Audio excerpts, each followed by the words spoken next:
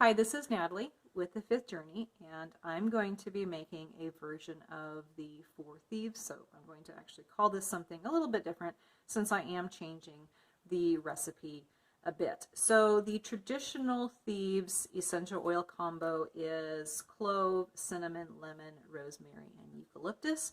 However, cloves and cinnamon are both hot oils that have very low usage rates in soap. I will not personally use cinnamon at all because of that. However, I will use clove in a small amount.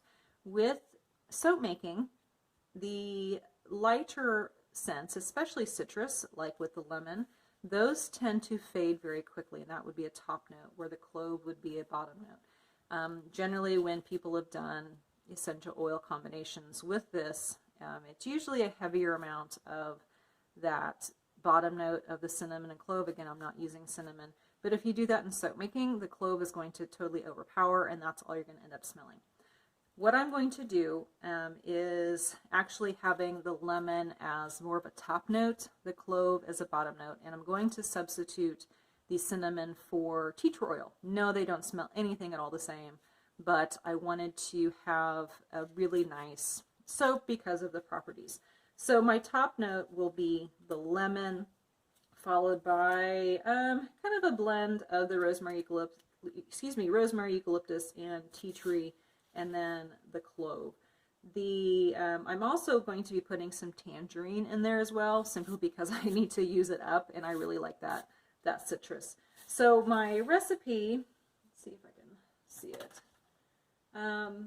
Yeah, like I said, I have mostly lemon, and then it was followed by those three that I said. Clove is last, and tangerine is just above that. So it's going to be a nice blend. So again, I have lemon, eucalyptus, rosemary, tea tree oil, the tangerine, and then the clove and that. So here, another thing I'm going to be doing is I have aloe, and this is my lye water, and I'll cut over to a video of that. Please excuse my muffled voice. I do have a mask on. I'm going to be mixing the lye right now, and in this one, I'm going to be doing two different batches. And this one is apple cider, and it's fresh apple cider that I had frozen, and mix it with water, distilled water. I have my lye weighed out over there, and then in this one, I have aloe that I had prepared, and I had mixed it with water. It was aloe from our plant, and mixed it with water, and then added additional water on top of it. So it was frozen. Both those are frozen. You know, make sure that anytime you're doing additives like this, you do that part of it really cold, really frozen, otherwise it'll scorch, and it does smell not good anyway. But I have those really nice and cold. I do have a video on this if you just search the preparing aloe, or just look up aloe, and you can see how I did that, and preparing it from your own plant. So get my gloves on.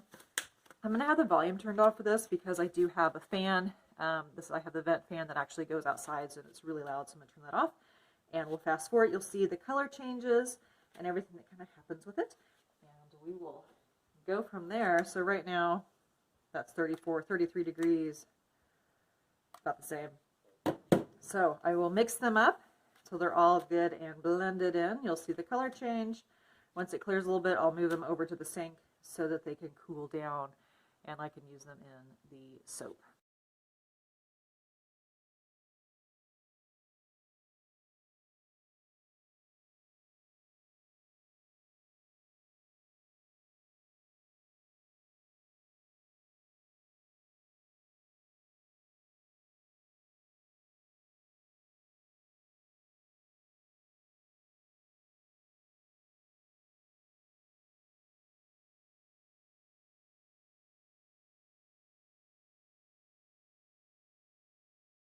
The stuff right here is kaolin clay.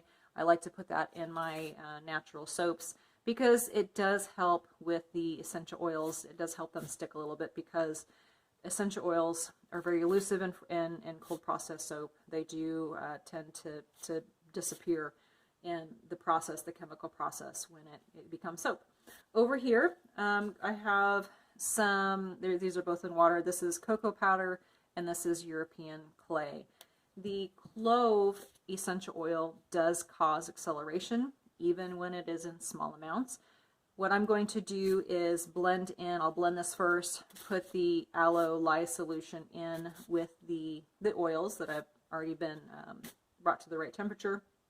I will separate some of this out and I'll add the fragrance into this, or the essential oil blend, quickly pour them into the molds, and then I'll do just some quick swirls on top of that. And we'll go ahead and get started. I am soaping very cool. Anytime you're working with finicky fragrances or essential oils, you do in a soap cooler. This is actually a little bit colder than I generally do, but it's a really cold day today. So that's fine. That's how we're going to go. So we'll go ahead and get started. I'll blend that up, add that, separate some out to do some layering on top, add in the fragrances or essential oils, excuse me, pour them in, and then go from there. So we'll see you in a bit.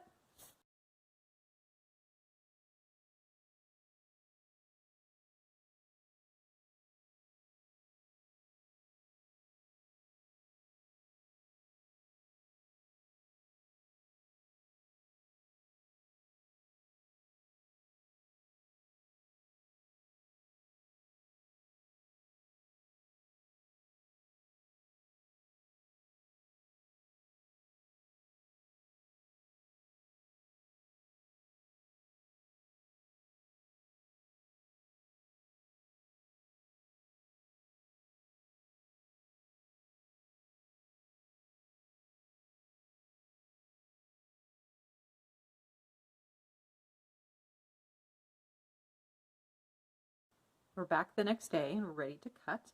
You can see that the colors are showing through nicely. Yesterday there wasn't much of a difference in the plain batter and the batter that had the European clay, but now you can see kind of the three different colors. So you have the cocoa powder, you have the European clay, and then you have the plain batter, and then here is the batter that has the essential oil combination in it. These little spots, that is from the aloe, and that is completely fine. So when you harvest your own aloe plant, there's still going to be kind of little pieces, and they're teeny tiny little pieces.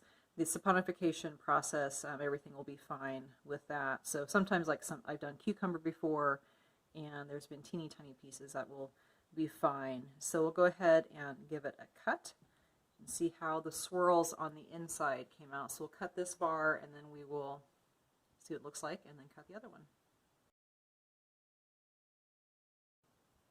There we go. Good swirls in there. And I'm not sure if this will darken up anymore. But yeah, those are some good swirls. You can see the nice color differences.